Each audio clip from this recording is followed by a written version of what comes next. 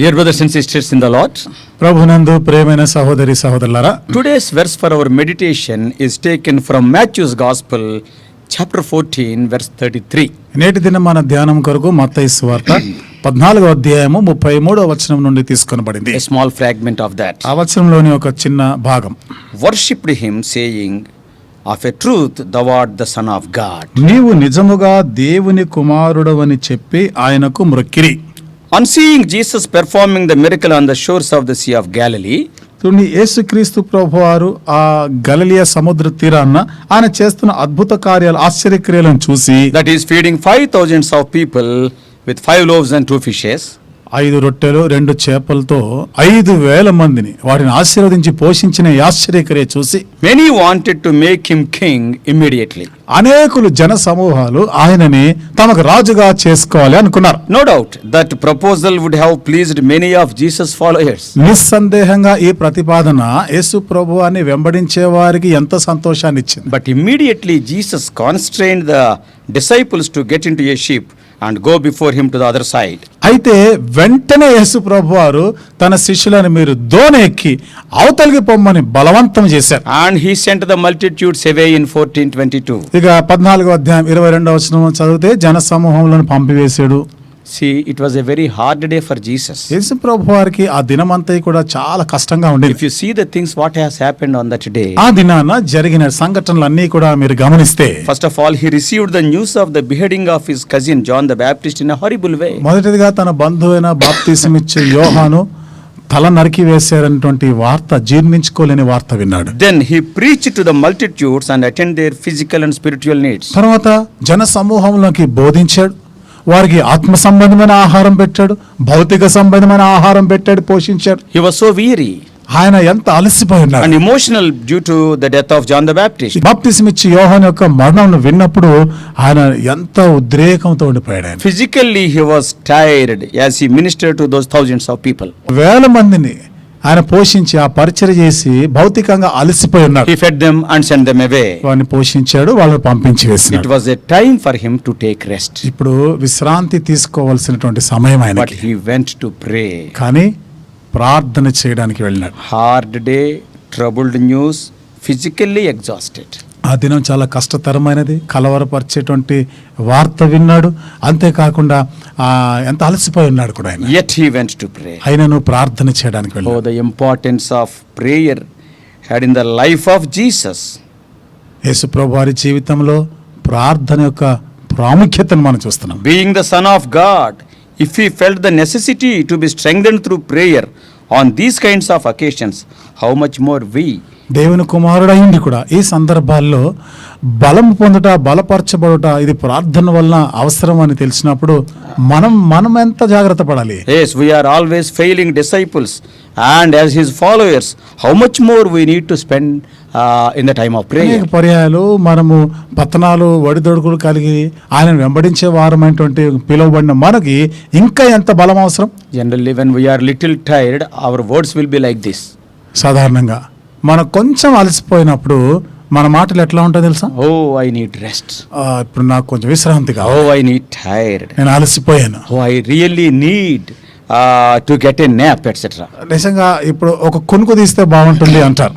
Now, as per the direction of Jesus, the disciples, though tired, started their journey on a boat in that sea to go to the other side. యేసు ప్రభువారి యొక్క మాటను బట్టి శిష్యులు అలసిపోయి ఉన్నప్పటికీ కూడా ఆ దోణిలో ప్రయాణం చేస్తూ అవతలికి వెళ్ళడానికి వాళ్ళు ఆరంభించారు. There are many important truths in these few verses from 25 to 31, but in this short meditation, I will mention just 10 truths very quickly. 25 నుండి 31 వచనాల్లో ధ్యానించడానికి మరి ఎన్నో సత్యాలు ఉన్నాయి. అయితే ఒక 10 విషయాలు నేను మీతో చెప్తాను. The disciples and many others saw many miracles performed by Jesus till now.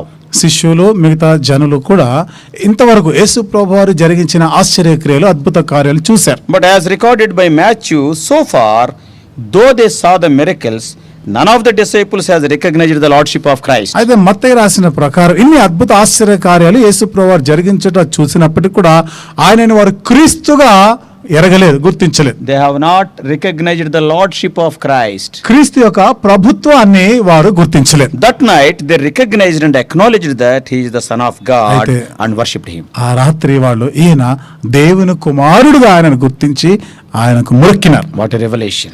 ఎంతటి ప్రత్యక్షత కదా. Now I want to mention those 10 truths in relation to the Christian life. కాబట్టి ఈ 10 సత్యాలు, క్రైస్తవ జీవితానికి సంబంధించిన 10 సత్యాలను మీతో చెప్తాను. Number 1. మొదటిది, Jesus will allow us to go through storms. యేసు ప్రభువారు మనల్ని తుఫానులోనికి వెళ్ళనిస్తారు. In our lifetime, we may face many storms from different sources. మన జీవిత కాలంలో ఆయా కోణాల నుండి ఎన్నో రకాల తుఫాన్లను ఎదుర్కొంటాం. Sometimes we will be in storms due to our own foolishness. కొన్నిసార్లు మన సొంత బుద్ధిహీనతను బట్టి తుఫానులో చిక్కుంటాం. And sometimes due to Satan.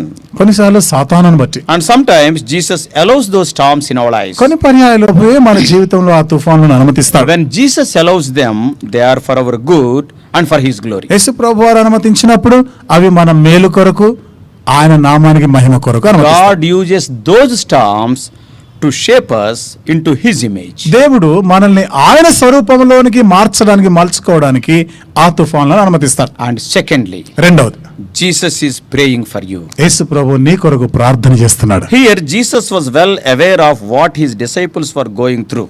ఇక్కడ శిష్యులు ఎలాంటి పరిస్థితిలో ఉన్నారో, ఎలాంటి పరిస్థితిని ఎదుర్కొంటున్నారో యేసు ప్రభు వారికి తెలుసు. He is well aware of what you are going through also. అలాగే నీవు ఈ రోజు ఏ పరిస్థితుల్లో గుండా వెళ్తున్నావో కూడా యేసు ప్రభు వారికి తెలుసు. He was not taking rest. ఆయన విశ్రాంతి తీసుకోవడం లేదు. On the mountain he is not sleeping. ఆ కొండ మీదకి వెళ్ళి నిద్రపోవడం లేదు. He was praying for them. వాళ్ళ కొరకు ప్రార్థన చేస్తున్నాడు. Today also ఈ రోజు కూడా he is interceding on your behalf by sitting at the right hand of the Father. తండ్రి కుడి పార్శ్వంలో కూర్చొని నీ కొరకు విజ్ఞాపన చేస్తున్నాడు. And the third truth what we learn is, మనం నేర్చుకునే మూడో సత్యం, going forward in obedience is always better than going back in disobedience. అవిధేయతను బట్టి వెనక్కి వెళ్ళిపోయేదానికన్నా ఆయన మాటకి విధేయత చూపి ముందుకు సాగిపోవడమే క్షేమం. Disciples were rowing against the storm. శిష్యులు తుఫాను ఎదురెదుతున్నారు. ఇప్పుడు At this point, ఈ సమయంలో it would be much easier to turn back and go to shore this side because the wind is against them. ఇప్పుడు గాలి వారి ఎదురైంది కాబట్టి వాళ్ళు వెంటనే వెనక్కి తిరిగి మళ్ళా ఈ దరికి వాళ్ళు రావచ్చు, వెళ్ళవచ్చు. That would be easy. అది వాళ్ళకి చాలా సులువైనది. Had they decided to go back, ఒకవేళ ఆ విధంగా వారు చేయాలని అనుకొని ఉంటే, నిర్ణయించుకొని ఉంటే, they would have missed this wonderful experience and revelation. ఈ అద్భుతమైనటువంటి అనుభవము, ప్రత్యక్షతని కోల్పోయి ఉండేవారు. And fourthly, నాలుగవది, I am going a bit quickly because of the time. నేను సమయాభావాన్ని బట్టి కొంచెం త్వరగా చెప్తున్నా. The fourth truth, నాలుగవ సత్యం, there is never a moment when the presence of God is far from us. దేవుని సన్నిధి మనకి దూరం అయిపోయిన ఒక్క క్షణము కూడా లేదు.